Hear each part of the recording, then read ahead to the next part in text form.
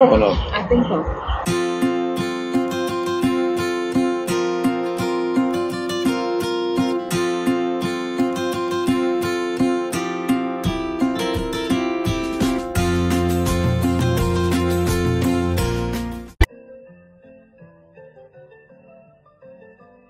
First you have to warm up your feet in there. Look, this would be perfect for barbecue, I was thinking last time already. Look at this nice hot chocolate over there. Peter, yeah. On the left.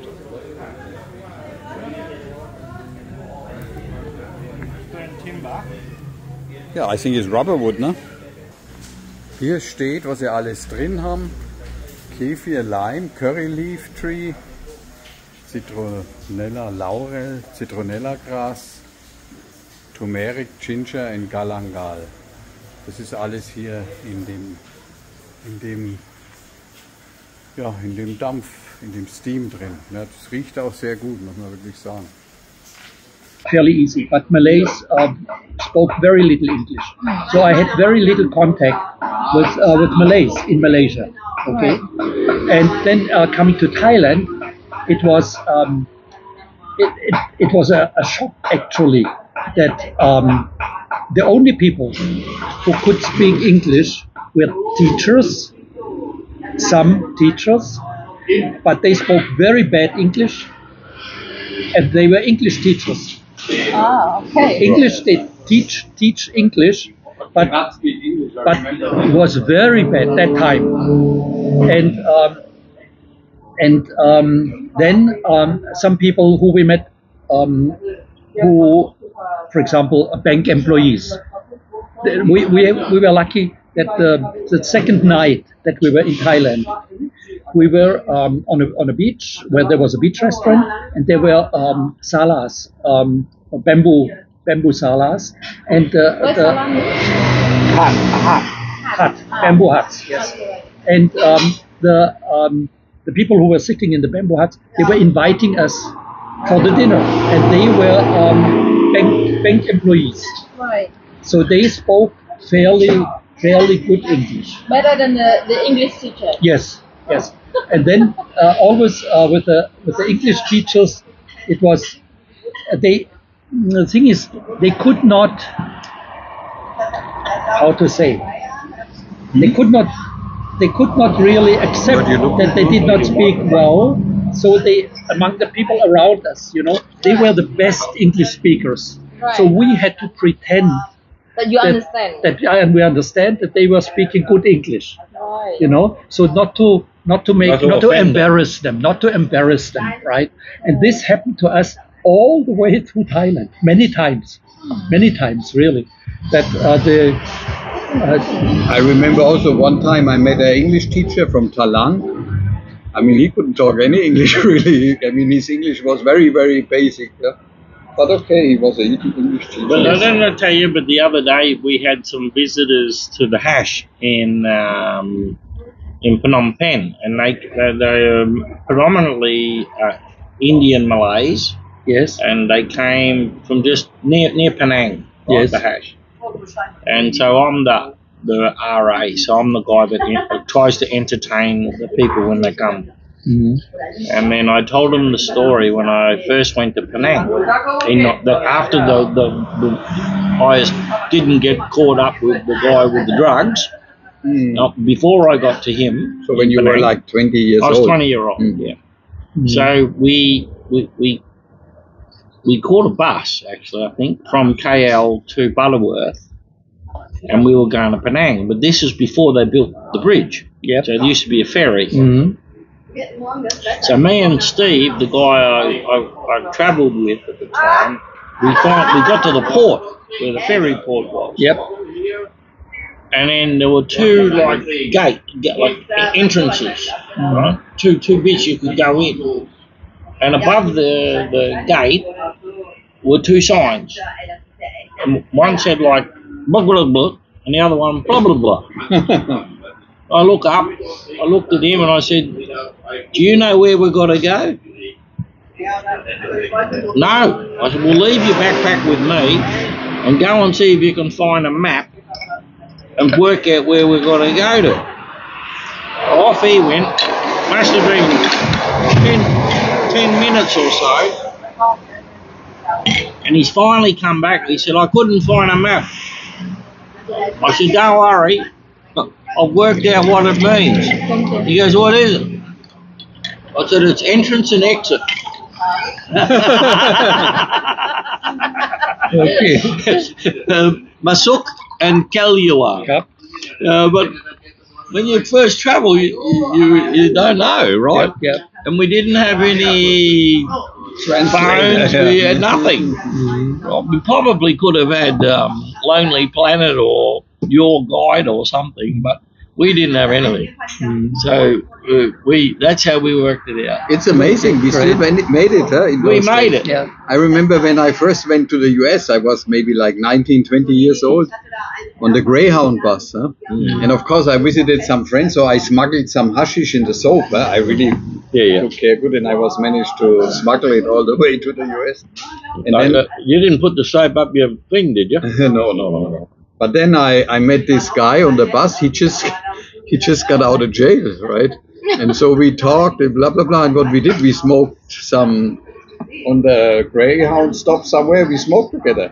Okay, I got it out of the soap, and we smoked something. In those days, also the US was not dangerous. Very friendly, everything, and 1980. 1980 or 79 or something like that. But we then we came up from after we went to Penang and met that guy, Bernie Dole. Then we came across near Hatchai, so somewhere near there, right? Then we got on the train through Suratani and up to Bangkok. We get there, and remember, I was frightened of Thailand at the time because they just made the movie of the Bangkok Hilton. Oh, the jail. The jail, right? So, oh my God, so I was frightened. So, but we booked in at the youth hostel. With the youth hostel, it was a hostel within the grounds of the university. It's like a holiday time or something. Okay. And when we checked in, somehow I ended up in the top bunk, not the bottom bunk. So did my mate. Right, the two of us ended up in the top bunk, and so we were a bit upset because we had to bloody climb the bunk to get to bed. But it was so hot, and all we had was a fan. There was no air conditioning or anything like that. So we all slept in sheets, like not a sleeping bag, just a Cotton sheet. a sheet. You got into the sheet. There's a sheet bag. We just made it like A shit bag. sheet. Okay. Sheet. This is cloth. Yeah. And anyway, we went to sleep, and we woke up in the morning, maybe 6:30, and every one of the people, the guys in the bottom bunk, had all been robbed. Yeah. Oh. Every one of them, Oh. except not us on the top bunk. Oh, lucky then. Huh? Because what happened, some thief had come in during the middle of the night and used the razor blade and cut all the sleeping sheets open and robbed everybody, their passports, their money belt. Not everyone sleep with the money belt on. They put it in the bag. So every single one of them got robbed, and not us on the top. So there was an Australian guy, and I felt really sorry for him because he got no money and no passport. So I gave him $20 or something because it could have been me. So I gave him $20. But then we realised, just imagine what would have happened if one of us had woken up when there's a thief in the room with a razor blade. You could pretend that you're asleep by then. But you don't know, anything could have happened to us. Yes. Right? But that was my first experience in Bangkok. But then, so a few days later, and then we decided we'd head back down to Suratani and we'd get on the bus down, not the train. Okay. And as we're driving, we're coming along, And two things that happened. One of them was there was an American man, probably in his 50s, a bit younger than me now, and he had this girlfriend. She was Thai. She was absolutely stunning, right? I thought, wow, he's batting above his average, you know, like she was in her 20s or maybe, and he's 50-something, and all the way. Just probably an old American soldier or something Right. like that. So, okay, all the way down. And as we're there, and then all of a sudden the bus stopped, and the police, the immigration police, board the bus. Right? And because we're young, he started at the front, they two of them, with guns everywhere in a full uniform. And as he's going down the bus, he stopped at every single seat. And he looked at you. Like this. Look at you. To see if you blink, you sweat, or if you have a bar of soap, stuff with drugs, or whatever. And I've never been so scared in my life. But he stared. And he looked, and then he looked, and then okay. And he went right through the bus, and we all got the clean bill of health, right? So then we landed at Suratani, and we went to the beach, and then that's why I told you we went to Koh Samui in the long tail boat. Right? Yep. Off we went. No hotels in Koh Samui then? No. Just a cellar, like this, Yes. the bamboo hut. And the engine was like from an old aeroplane in the boat, right? And a big long tail, and we all got on that. So off we went, and there was nothing when you land. You had to walk across the island and find that there was probably about 8 of these bamboo huts, right? So but the American guy with the beautiful lady, he was going to marry her, right? So he told us, right? They got engaged. He was taking her to America to live. So we all had a party, and we all got together because there was nowhere else to go, right? So then we have a few drinks. And then one night, I unfortunately must have drank a little bit too much rum one night and got completely no good. And nor did my mate. And we went to sleep. And then about 3 o'clock or 4 o'clock in the morning, I heard this almighty scream. It was it was a guttural scream. I'd never heard anything like it, and never ever since. And everybody got woken up, right? And we rushed. We thought someone had been murdered, right? We all ran. What is it? Everyone got together, and I got sober like that. Right? I'm looking at and here's the American guy on his knees in the sand in front of this cellar, and he's crying like you'd never heard a man cry. And what happened? She dead.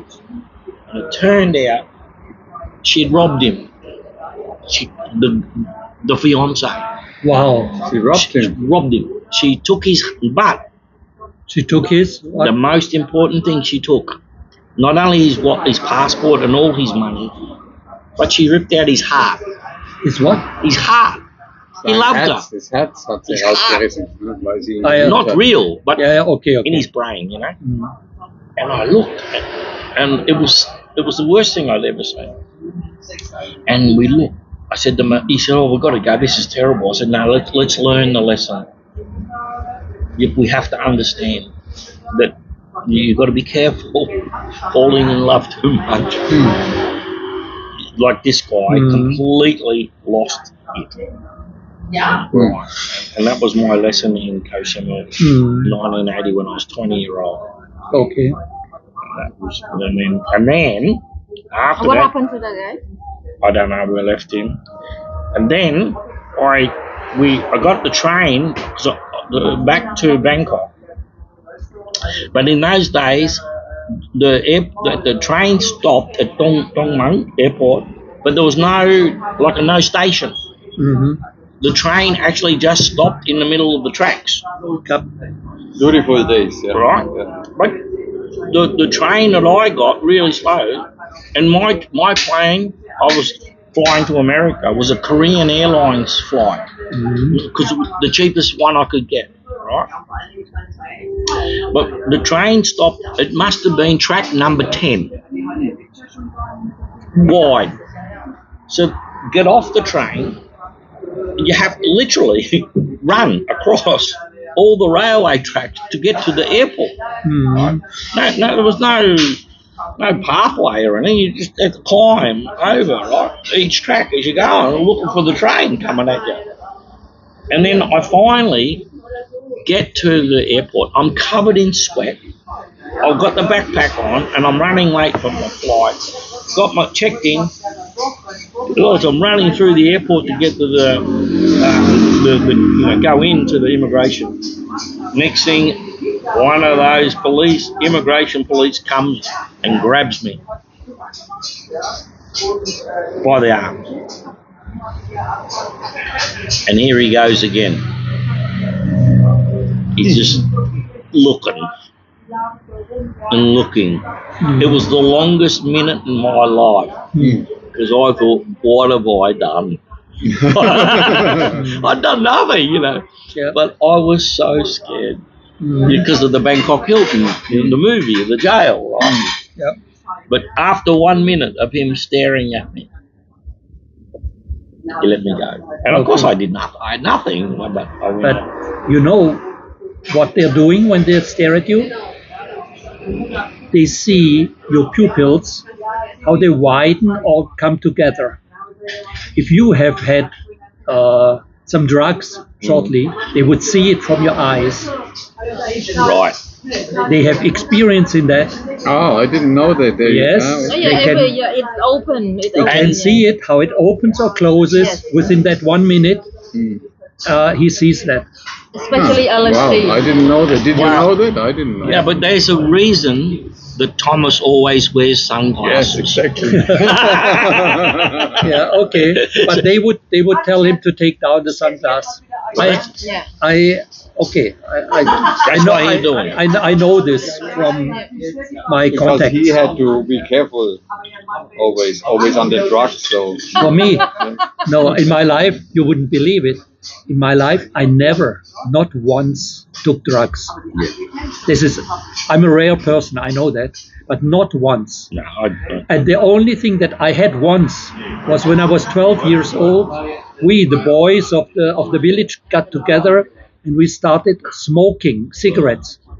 And I took one pass, and I got so I had coughing so much I nearly died from the coughing of this. Yes.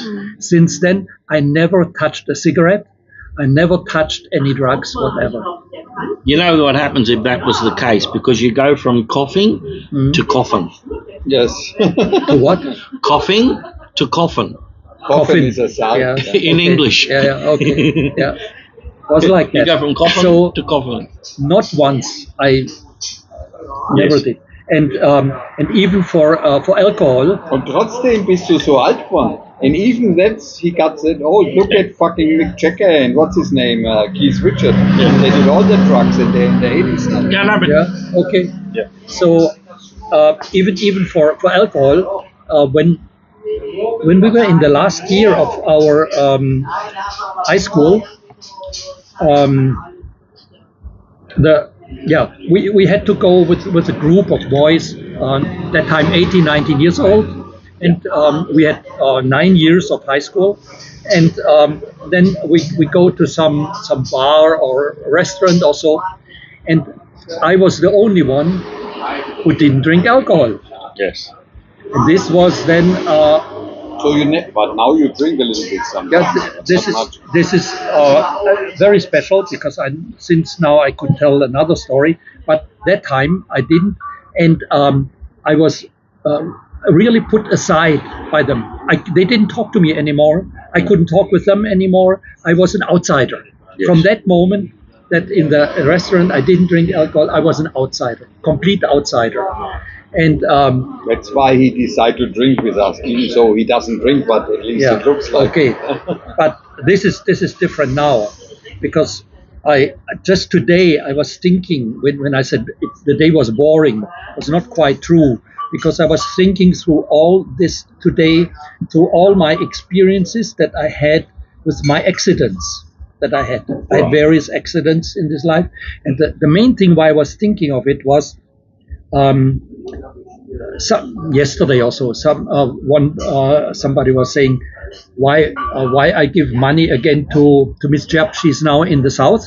And she was telling me yesterday, Richard, probably I have to ask you for 2,000 baht to come back here, you know.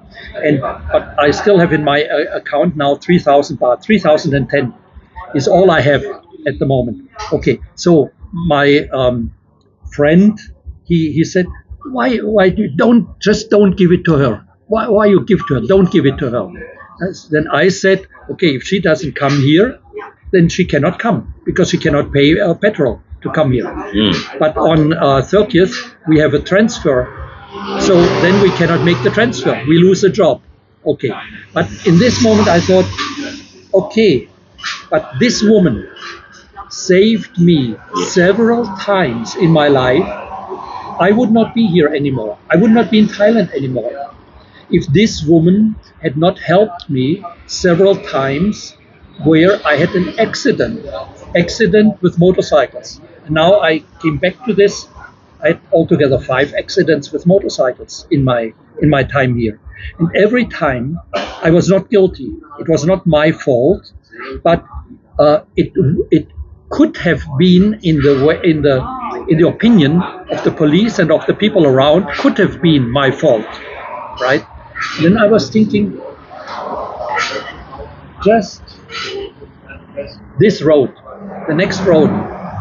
Once I drove to the right, I wanted to go in the road, which is 7-Eleven here, turned to the right, and when I was halfway through, a motorcycle hit me, and the boy, he flew through the air, and I saw him really high in the air, somersaulting, falling down about 10-15 meters further on. Motorcycle crashed, and I thought, they're going to kill me. His friends, there was the restaurant there, there were the lights there. I thought, they're going to kill me because this boy, he will be dead. Who can somersault like this and then come back alive, you know? So I was very afraid, and what I did, what you should never do, is I left the scene. I went away because I was afraid they would kill me. I was really, really afraid of But you have to know also in Thailand, actually, they tell you to leave the scene as a foreigner because it can really be that they. So I left, and I left. I went to the house. In the old days, at least, I don't know how it is. Of Miss Jeb, and I told her what happened, and she immediately called the police. Yes. And she said, "Where is the police station where I have to report?" So she took me, not she took her daughter, or her daughter took me with her to drive out, come out here, and drive to the police station there. And what I heard later is just 3 minutes later, after I had left the house, the police came to my house, to the house already.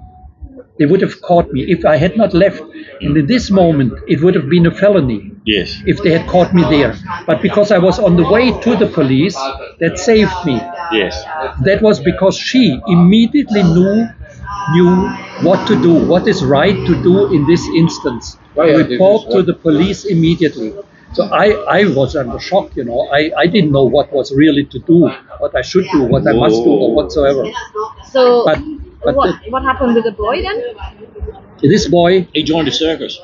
no, what happened then was, He was good at somersaults. yeah, but the story continues, he did not die, and he was Burmese. And then the police requested me and him to go up to the police station on the hill to take a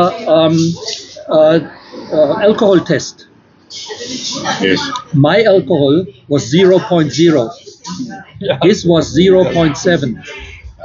From that moment, they did not put the blame on me anymore. Right. And then it was found out other things like he had a motorcycle which did belong to him, because at that time Burmese were not allowed to have a motorcycle. So he had a motorcycle from a Thai man and so on. The story continued something like this there, but I got rid of the blame. And they found out, or then it was clear, I said, he had no lights on. I could not see him. That was 7:30 in the evening. I could not see him. He had no light. And then the witnesses, which were 30 meters further, who came rushed to him, to the scene, some of them said that, yes, they saw, and he had no light. So I was not guilty, because I could not have seen him. But if I had remained there and Miss Jepp would not have told me immediately to leave the place to go to the police station, I don't know how my life would have continued. There was no issue sending a 2,000 baht. No problem. None at all. Easy. And later it was like this. They said that only I have to pay the repair of his motorcycle. This they said. Okay, I said I was ready to pay. But then he never showed up. He never came. Well, he would have left the country probably. I don't know what happened to him really, but I didn't even have to pay this. And I asked Miss Jepp, and she said, it's not up to you. You don't have to ask me this. I don't tell you anything about this anymore. Be happy that you are still here. Which was absolutely true. I was happy that she had saved me. So alone this means for me, I will never forget that because of her, I could remain in Thailand. I had no severe problems. And therefore, if she's asking for 2,000 baht, that's nothing, even if I have not much. Of course I give her. But I cannot tell this story to him and say I have a reason why I'm grateful to her. When I was a young boy, at the time, I was 7-year-old. Yeah, so there was me, my elder brother, who's 4 years older than me, and my younger brother, who's 2 years younger than I. And Mum, this is in Melbourne, the suburb of Carlton. And Mum and Dad decided they wanted to go to the pub in the afternoon. So in those days, hotels in Victoria shut at 6 o'clock. That was the pubs were shut at 6 p.m. So Mum and Dad decided to go to the pub and leave us 3 boys in the car alone just to play while they went and had a beer. So of course once Mum and Dad went into the pub, us 3 boys got out of the car and went exploring. Right? Yeah, sure. Off we go. How old were you? I was 6. Okay. 7-year-old. Moment, das, was ich jetzt erzählt habe, ist es bei dir drauf? Hast du es aufgenommen? Ja. Mal wieder rausschneiden. Ja, historisch schneide ich besser raus. Sorry. So I was nearly 7, I think, and my elder brother was 11, nearly, and my younger brother was 5. So in our exploring, it turned out next to the hotel, the pub, was a 2-story building getting demolished because there were slums in the area of Carlton. Now it's very, very expensive area, but in the time there were slum areas and they were demolishing these houses to build flats or units. And the truth is, being little young boys, we picked up, they left some hammers on the ground, the workers, because there was no fencing around the demolition. So we gave the wall a couple of whacks with a hammer, as you would. And as it turned out, the wall collapsed. Really? My God. It collapsed, and I got buried Under the debris. under the debris. Of course, I'm completely knocked out. I got no idea what happened. And my elder brother, he got knocked out. So there's two of us were knocked out. But the youngest one, Brad, he was 5. He missed out with the bricks as the wall come tumbling down. So he ran into the pub and said, told everybody they're buried. So everyone in the pub came out and started to dig us out, but I was the one buried more than my elder brother. So all I remember is waking up in an ambulance. Yep. Right? And off I went to the Royal Children's Hospital in Melbourne. Well, I ended up 3 months in hospital. Oh wow. And I had a fractured skull. My head still flattened at the top. I had a brick that landed on my face. But what they did, because my injuries were so bad, like visually, and my knee was lacerated, a brick fell in my knee. So I was nearly crippled.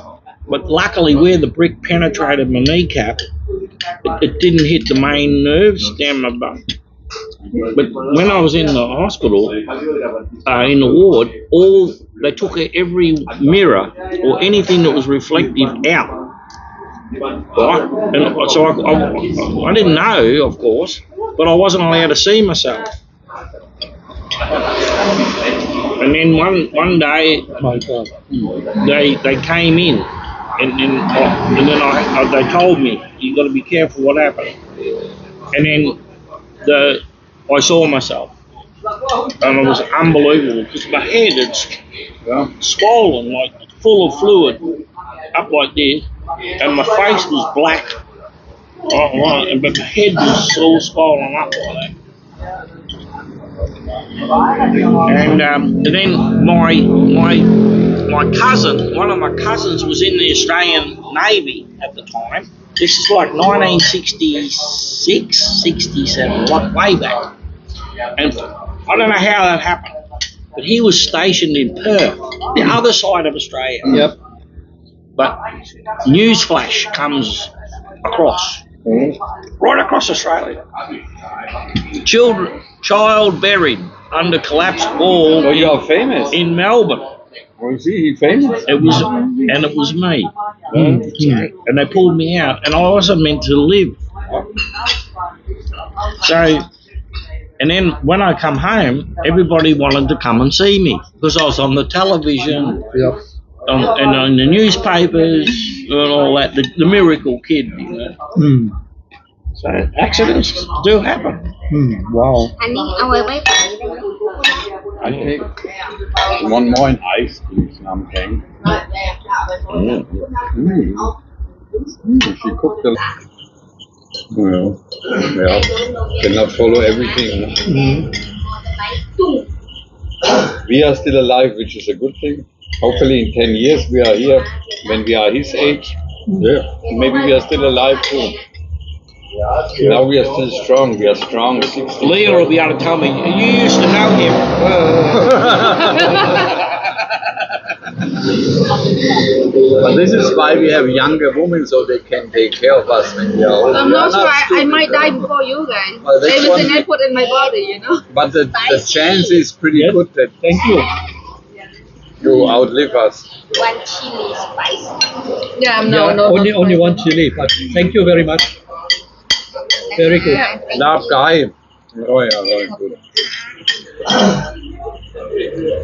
We had, The water nearly nowhere crossed the road except for where is now Bankalak. So I mean you are in Nangkong Bay Resort. The road that comes there, the water came to about 50 meters before the traffic light. Oh, okay. And just by chance, my friend, my staff, she came in the minibus just before the water. They stopped at the traffic light. Right. Or there was no traffic light that time, but they stopped at the road there, and the water was just behind them. Oh, shit. So they, Oh, if they had been 2 minutes later, They will be gone. they would be gone. The water at the lower part, where there is now the statue of Kuan Yin, they would have been there. They would have been, hit by the water. But they came just in front of the water. And when she told this to me, that she looked back and how the water was there, and there the water stopped, didn't come more. But it crossed the road where the a little bit, let's say, where Laguna. What's Laguna? Laguna Resort. Oh, okay. So I thought from it was you, a language that I don't understand. if you came to the road where is the traffic light, then you walk to the right about 500 meters. There was a place where the water hit across the road, and there is a market. It's called a Phu Market, PHU Market. It's a supermarket. Right. That was hit exactly that area there, but on the right and to the left of it not. But the wave in front there was just higher than to the left and to the right. So it crossed over the road there. Right. That was in Nang Thong, the only place where the water crossed the road. Right. Whereas here in Banyan, it crossed all. Up to the place where you guys were dancing. Yeah, right. On from that to there, so up to there until Right. And before the bridge, right? And further, if you look here, if you go further, there's the big lake here, the water Yes. pond, right? Through the water pond, nearly 1 kilometer more, the water, 700 meters more the water went, because there is a low part, the lowest part of the area, And kept down. so it got up there. Oh, because here we're going a little bit up the hill. Yeah. Mhm, right. Ah, right, now I got it. Right. Ah, okay. And there it Kamala, was- we also had a lake where people were in, but it's gone now. Wow, They okay. just Wow. filled it up. Right. And- I think they built whatever. So on it. I don't in know. Banyan, Crazy, yeah. all of Banyan, the water went past the road. So all the houses, all were affected. And where the families lived in normal houses, they were gone, the houses. But a few houses, when you look at the boat, you know where the boat is. You see the boat opposite of the market. Right? There's the boat, and there are two or three floor houses are there. They kept standing. Only there we measured the water. It was 3 meters 90 From the road. from the road up in the room in the shop. So the water washed through the shop, and there was a brand new computer shop. They had opened on the 3rd of December, And the 26th hit. and it was not insured yet, Oh. because she was waiting for the new year to start the insurance in the new year. Oh. So she lost everything. She lost millions of material in that shop. So this woman and her husband, they were ruined after this. Right? Ruined. Ruined. They were ruined. They had another computer shop in Takwapa. This was from where they came, and then they made another shop here. And they had a fantastic party, opening party. I was there in the opening party and so. And then when we came back after the tsunami, the water was 3 meters 90 there. We measured it. So everything was gone. She was crying in tears. She did not know how she can continue her life with all this debt.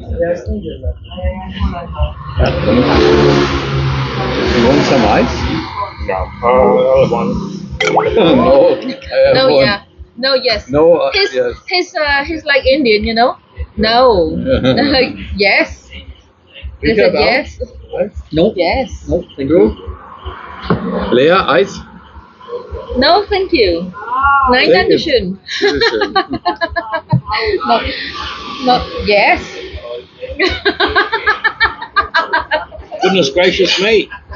Don't forget he got hurt very bad when he was a kid, so we can excuse this. Brain damage. Brain damage. Well, I didn't finish the story. So a year after the accident, and I said to Mum, I'm not well. Like a headache. I thought my head was going to explode. So they drove me back to the hospital, and then they examined me, and then they go, right, straight into theatre. So I was 8-year-old or something, straight into a theatre, and then, what's going on here? And then a big male nurse comes in, said, I'm sorry, I've got to do this. And he grabbed me by the knee, and put his arm around my knees, and squeezed my knees up to my forehead, filled me up like a caterpillar thing, right? And then he held me, and I couldn't move a bit. And while I'm in the theatre like that, they tapped my spine. It was called, and I didn't know at the time, but it was a lumbar puncture. It's very dangerous, actually. Yeah, and they screwed in a needle into my spine, and then they drained the cerebral fluid, because what happened, there was something that reacted, and all the fluid in my body, the cerebral fluid. That was, how old were you? 7. It's fucking, this was like the medieval time in medicine. Yeah, and there was no anesthetic. Right, none. You had this guy holding you. Yeah, but the full doctor and everything, and that because I had So they drained the cerebral fluid yes. enough to take the pressure off my brain. Okay, great. Okay. Because my brain was getting squeezed from the pressure. So they had to take the fluid from this? From the spine. It's all connected. It ran your brain down your spine, and that's what happened. Fantastic. It was. This is why you're going in spiral. A little bit similar story, but different. Yes. When I was young, I went to the dentist, and the dentist was like a war buddy from my father, and there was no fucking injection when they drill, and I started screaming because he hit the nerve, and he said, "What are you gonna think? The people are gonna think outside? Shut up!" That's what he said to me, and I shut up. After that, I never said anything when I went to him. I just, make sure I did. Yeah. I don't mean to be funny, but I thought he would have spoken German. Huh? Did I spoke German? No, you spoke English. But he was asking. Spoke German. He spoke German. He was really like that. It was amazing. I said, okay. You know, in the future, no more noise when he drills. Something that also, I am still afraid of needles until now. I rather take a lot of pills just than one injection. You give me half a kilogram, I can just sit there and then take the pills rather than just one needle. So what happened was when I was very young, and I did a little bit trauma from my childhood. So I don't like men being. I don't like in general. I don't like people touch me. Man or woman. That's it, right? Especially men. There's something about it, and then I didn't like it. So the first doctor, when I went to I was in an orphanage. Tschüss. I was grew up in an orphanage, and then the first thing they did, they do the general checkup. And then the thing is, normally you go there almost naked, they have to check your spine, they have to check your teeth, your eyes, you and everything else. And the moment they asked me to take out my shirt, and I said, no, I don't want you to take out my shirt, I don't want you to do anything. That you have to do it. You have 800 kids, which is boys and girls, young or not young, or younger than you or older than you. They all have to do it. It's for your own good. And I said, no, don't you fucking touch me. And then you know what I did? So the 3 other doctor, not doctor, nurse, but the doctor, asked them to take me. They took me, and then the other one, one took me on each side, and the other one took my shirt off. You know what I did? And the one who was standing in front of me was the doctor, the main doctor. He did try to, tell everyone to do it. So I took the stethoscope. Stethoscope, yeah.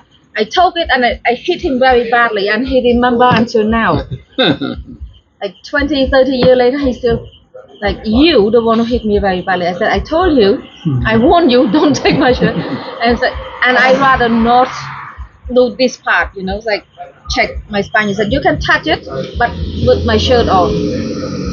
And that's what he did. Okay. And that's And now it's still the same, right? He only can touch it with your shirt on. It never changed. And nothing changed. So his name is Joslang. I still remember his name until, and then he opened another center in Phnom Penh now, like for, you know, helping the kids. He's still alive? Or? He's still alive. So every time, and then he still remember until today. It's like you the only one, and he was volunteer, you know, he paid everything himself. That's the first thing. Peter, and, why you always get these crazy women? You should a little bit, you know, relax. And another time was they did the you know, like the vaccine. You know what I did? The doctor, he was Cambodian. He said, "Look at me, you know, like it's not hurt." So he even took, you know, like the needle, you know, put it in his arm. He tried to show me that it wasn't hurt, you know. And I said, "You don't understand. It's not about hurting or not. I just don't like it." and then the needle was there, and then it's just a normal syringe without medicine in there, right? But there's a little bit of gap. So what I did, I just pushed this thing, and then it was swollen. I said, "How does it feel?" And every time when I got this thing, it's like they have to tetanus and hepatitis B, you know, stuff like that, right? They still remember it. But especially the first doctor. Oh, like good, huh? The taste of this pineapple, huh? Really, really nice. It's sweet. I mean, she Big put metal sugar ones in in it, or no, why is it so? It's, I mean, Very nice. Right? just now.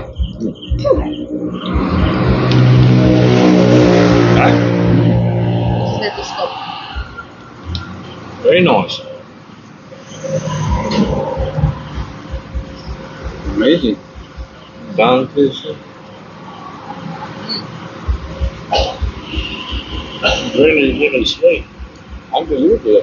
You think she put sugar on top? No. Natural. Natural, huh? Unbelievable. Not sour at all, no? No. Oh. Wow. It's really, really nice. Sugar or not? I think so. No. Better than wood also because of the bug, termite. Because of termite, I also with my bungalows, I had severe problems with termites. But we also have to think about the termite. They also need food. So aluminum is the best material here. Yes. And when I built the roof for my bungalows, and for this we use steel. But Peter, you are very drinking slowly. When we were buying this steel from the company somewhere in Takwapa, we found out too late that this was not first class steel, but third class, number 3 steel only. So what happened to number 3 steel? It starts rusting. Even when you paint it, you know, we not paint it. We put it in a bath, in a wet bath of Zinc? Zinc, yes, Yeah. right. Okay. And even this, after 8, 9 years, we realized, my God, this is rusting now. Yeah. And this was then, when we then had an expert coming and he said, oh, you don't have first class steel. This is third class steel only what you have.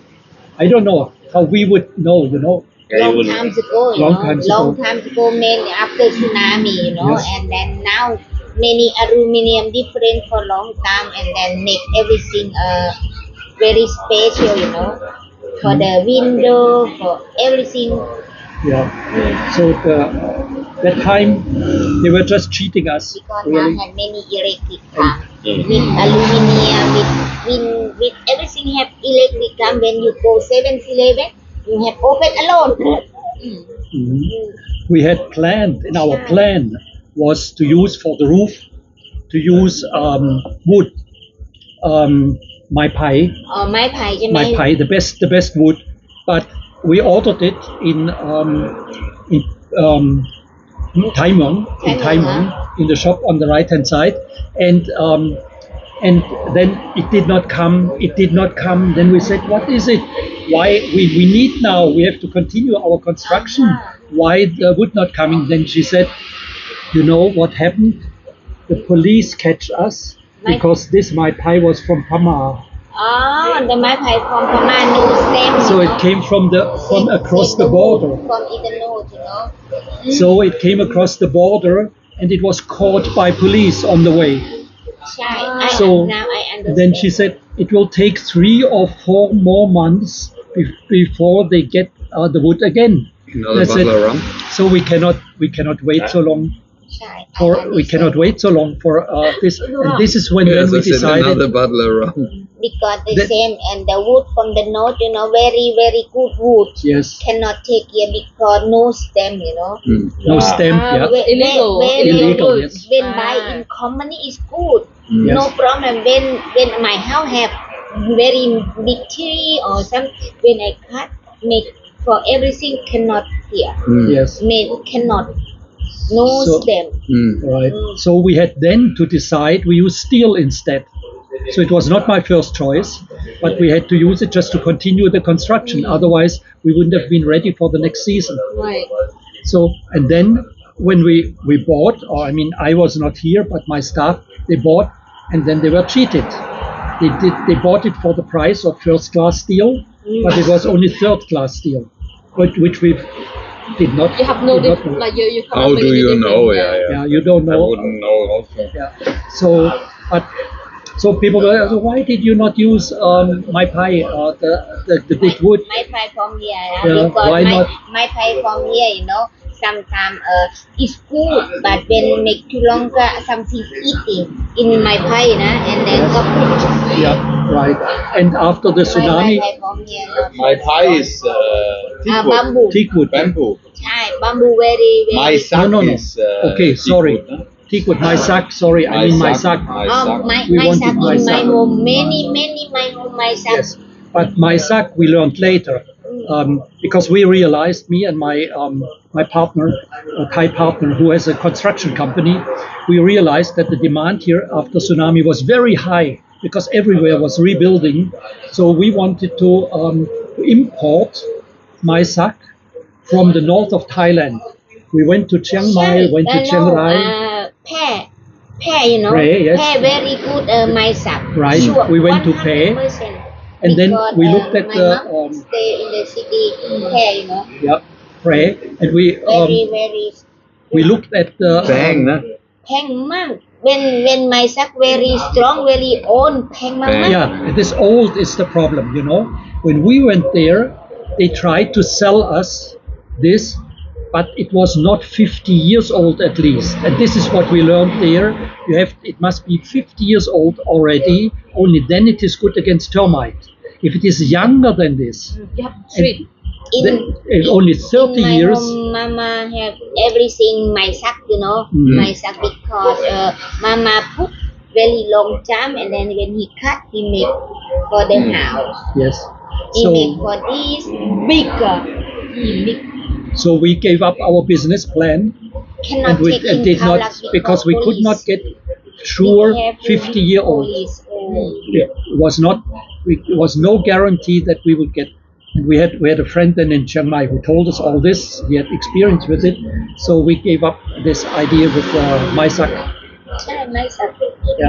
when I put my sack in my land you know I must go government talk for the many Yeah, then you disease. can cut it down. Right. Yeah, yeah. When I cut alone, when police not see, okay. When police see, I have problem because this is my land. But you know when I You put have the- to register that you Right. planted for, and that's 50 years. Yeah. It's a Right. And long then, plan, And huh? then when I cut, and then when police cut, this is for me, not for somebody, but You see, problem. if I plant something now, Everything Selena have to can make cut it when sense, she's you know. 75. This kind of wood. Oh, very good. Yeah. Yeah. Should be grateful. Sometimes when I cut, I should have 20 years ago at least, you know. Yeah. It's better. Yeah. Abonniert unseren YouTube-Kanal, danke! Super! Give me 5. Yeah!